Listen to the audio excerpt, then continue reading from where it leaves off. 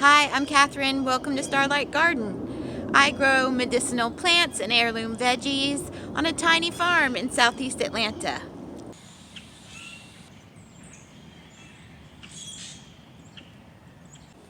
I'm going to tell you guys how I'm getting the garden ready for spring. Some cold weather hardy plants went in the ground this weekend. I'll show you guys those, and I'll show you how I'm protecting them from my cheeky chickens. I'll also give you guys my recipe for a free fertilizer you can make from weeds. And I'll show you my favorite way to celebrate the first day of spring, s'mores.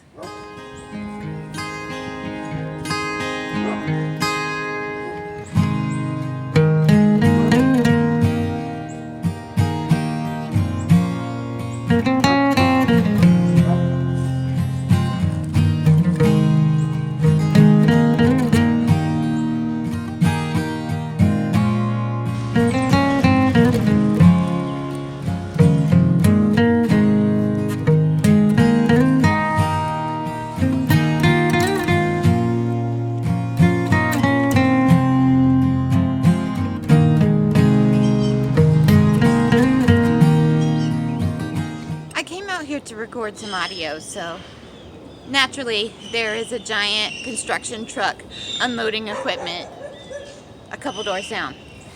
This is what it's like to have a tiny farm in a big city. There is always something noisy going on. I am in a vacant lot in my neighborhood. I'm not out in the country. Okay, they're dumping gravel, big truckloads of gravel, so we're gonna have to try this again later. The trucks have gone and the birds are singing, so let's try this again. It's the third or fourth day of spring here in Atlanta, and I am getting the garden ready for spring planting. One thing I do at this time of year is get rid of last year's growth. So old plants that have died on the vine are hanging around the garden, and I leave them up as long as possible to provide shelter for pollinators and birds. But then when it comes time for me to plant new crops, I do a chop and drop. A chop and drop is a composting technique where you cut up the old plants right where they are and drop them right on their roots. That way the nutrients that they took out of the soil goes right back in the bed that they came out of. This also saves me from having to haul the compost pieces, the old tomato plants or the old gourd vines, all the way over to a compost pile if I compost them right where they grew. One of the things I'm doing as I prepare for spring is making stinky weed tea. And what that means is that as I pull the weeds out of the garden, I put them in a cat litter container or another jug like that. I fill it all the way up with weeds, and then when it's full up to the top, I fill all the spaces between the weeds with water.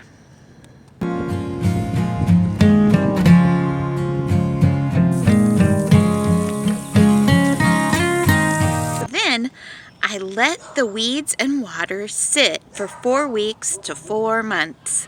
The weeds and water break down into a very stinky greenish black slime. And that slime is a very powerful and free fertilizer. It needs to be watered down, 1 part weed tea to 3 parts water.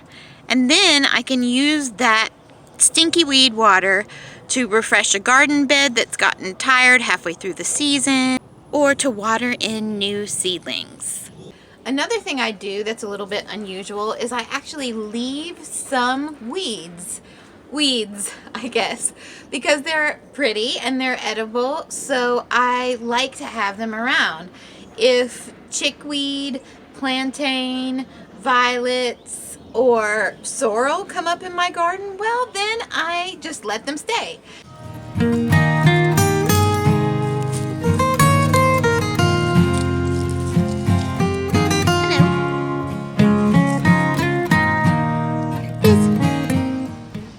chickweed in particular makes a great pesto, and so I kind of use it as a cover crop between plants that I'm growing on purpose. Anywhere that chickweed comes up, I let it stay. And it protects the garden from other weeds that aren't delicious or pretty from coming up and sucking away the soil, the nutrients from my crops. Here's a clover cover crop that I'm about to chop down. The leaves will act as a green compost and give a lot of nitrogen back to this soil. Okay, I'll let you in just a minute, okay? This one's a little... Oh, goodness. I have these cages over the greens because we have free-range chickens and their wings aren't clipped or anything, so they can jump right over the garden fence and come on in. And they do. They come in and they dig up any little seedlings to see what kind of worms are underneath. They are very, very curious girls. Hey, what you doing? Nope, nope, nope, no, no, no, go on. Get, go on. Right on a baby kale too. Rather than put a fence around the chickens, we built these little fence teepees over the beds.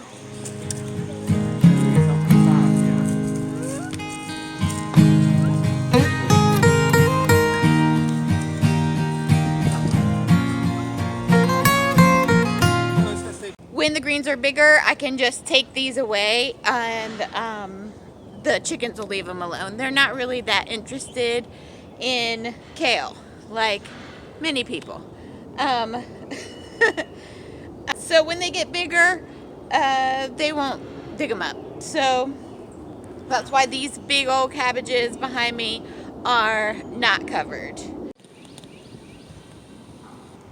So I have 3 kinds of kale and a giant rainbow chard growing.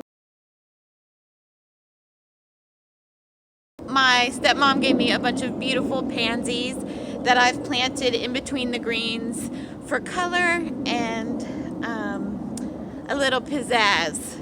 Also to help out the pollinators because not much is blooming right now and our bee friends need a little early spring love.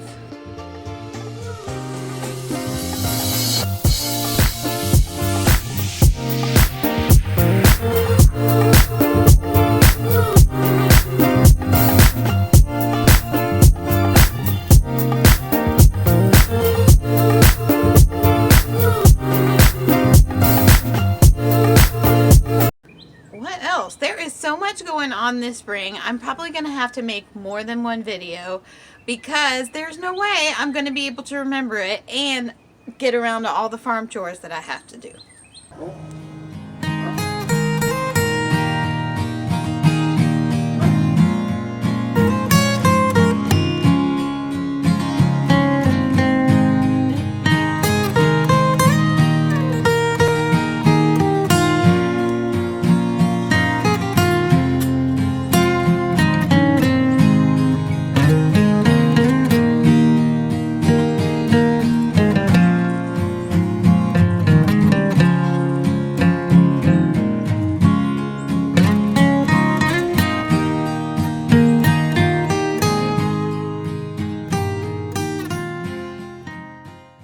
Good morning.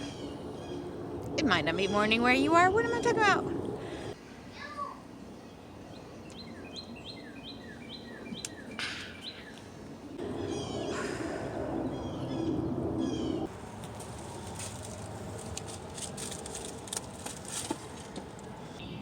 Can you sit?